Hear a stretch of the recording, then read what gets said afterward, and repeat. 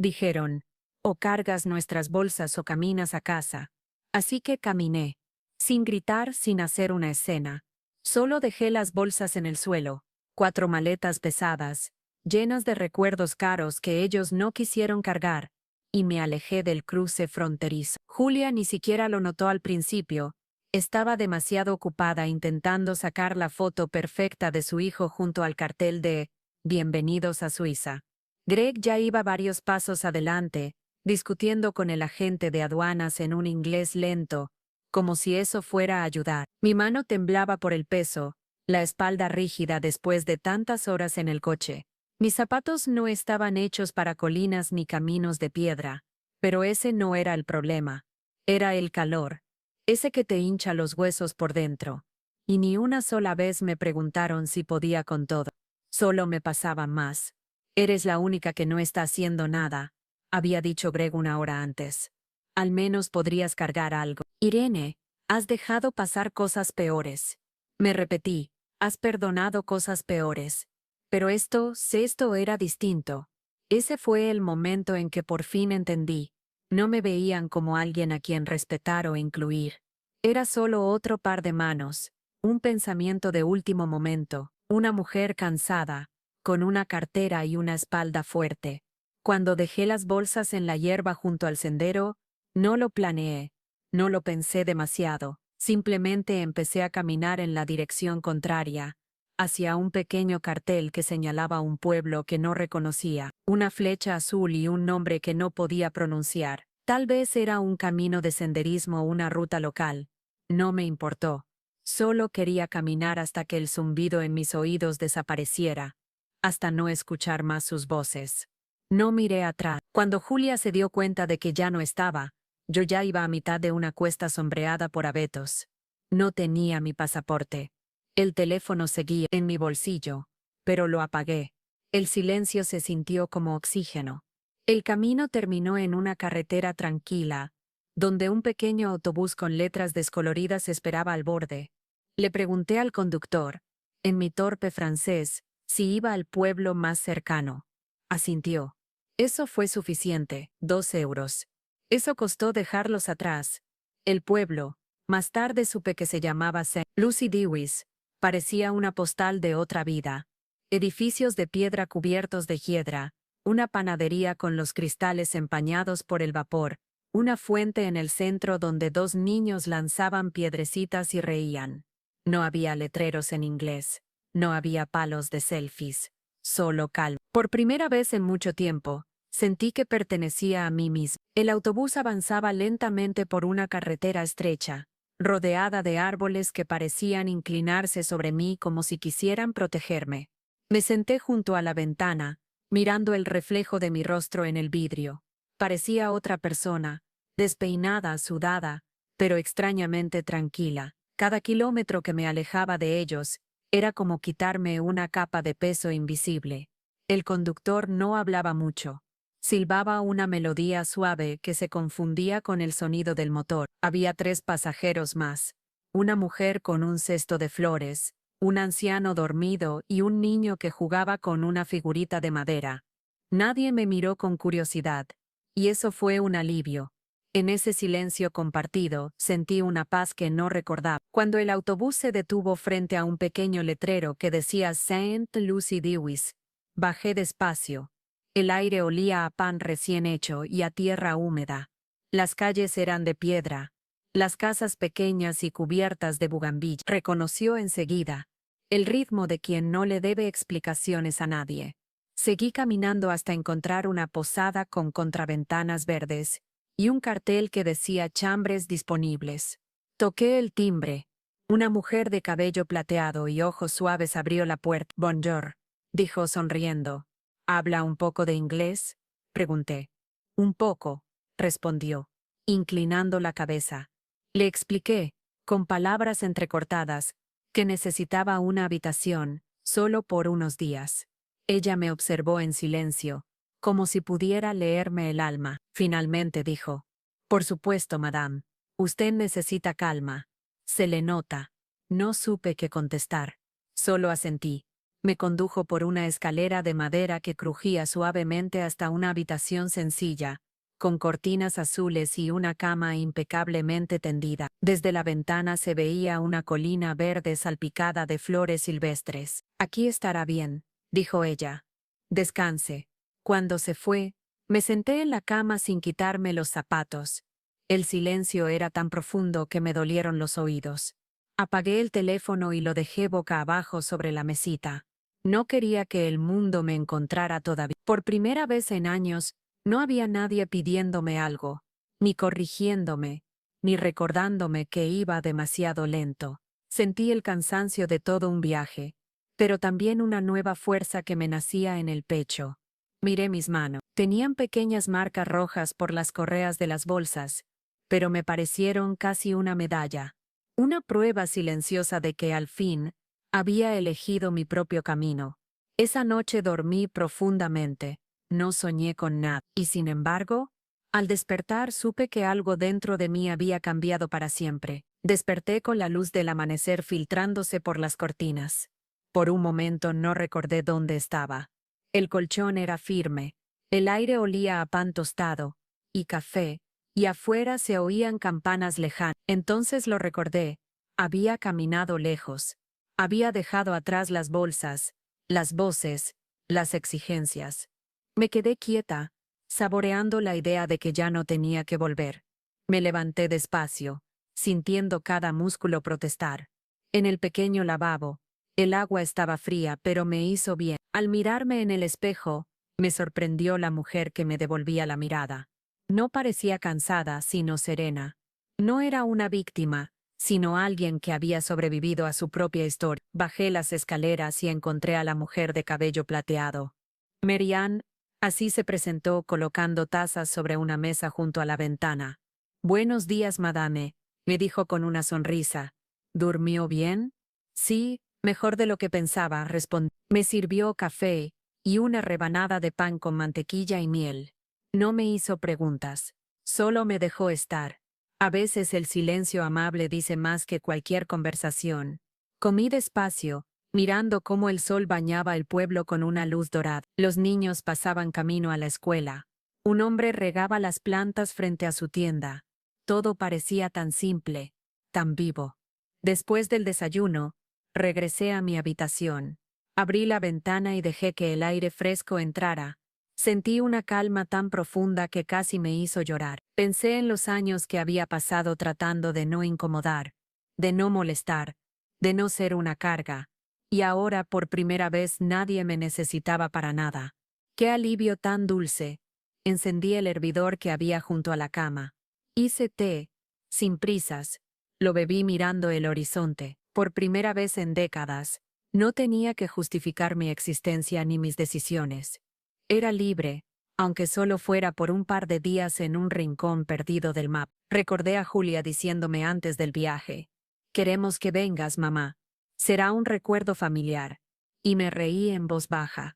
Tal vez sí lo sería, pero no el tipo de recuerdo que ella imaginaba. Marianne subió más tarde con un juego de toallas limpias. «Si necesita quedarse más tiempo, no hay problema», me dijo suavemente. «Aquí nadie tiene prisa». Le agradecí, y entendí que ese era el refugio que siempre había buscado, un lugar donde el tiempo no doliera, donde el silencio no fuera castigo, sino descanso. Me tumbé en la cama otra vez, dejando que el sol tibio me acariciara los pies, y mientras el pueblo seguía su ritmo pausado, supe que no estaba perdida. Solo me estaba encontrando. Mientras caminaba por las calles tranquilas de St. Lucie Dewis, los recuerdos del viaje regresaron como ráfagas de viento frío. Intenté apartarlos, pero la memoria tiene su propio ritmo, y cuando decide hablar, no hay manera de callarla. Recordé el día en que me invitaron. Julia había dicho: «Mamá, este viaje te hará bien. Todos iremos juntos, será como antes». Y yo, ingenua, quise creerle, quise pensar que aún había un lugar para mí entre ellos. El primer día fue agradable. Me sonreían, me pedían que me sentara junto a ellos, me ofrecían vino, pero pronto esas sonrisas se fueron apagando. Los comentarios pequeños comenzaron. «Mamá, no toques eso, es caro.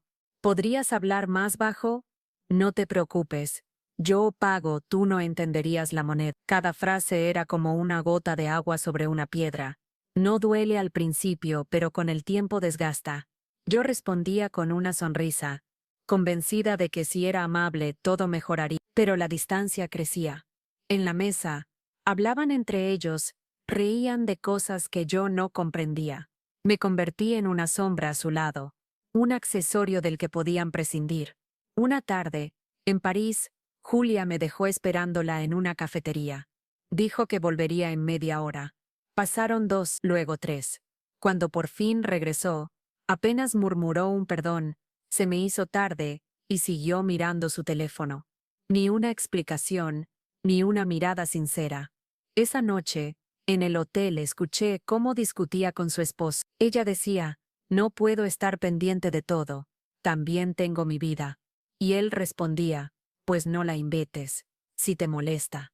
Me tapé los oídos, fingiendo dormir. No quería escuchar, pero esas palabras se clavaron como aguja. Los días siguientes fueron una colección de silencios tensos. Las caminatas, las fotos, los restaurantes, todo se volvió una representación vacía. Yo posaba, sonreía, pero por dentro ya no estaba. Me dolía la indiferencia, pero más me dolía reconocer que la había permitido. Una mañana, mientras desayunábamos, Julia dijo con tono impaciente, «Mamá, si no puedes seguir el ritmo, quédate en el hotel. No pasa nada». Y allí supe que el viaje había terminado, aunque aún quedaban días en el calendario.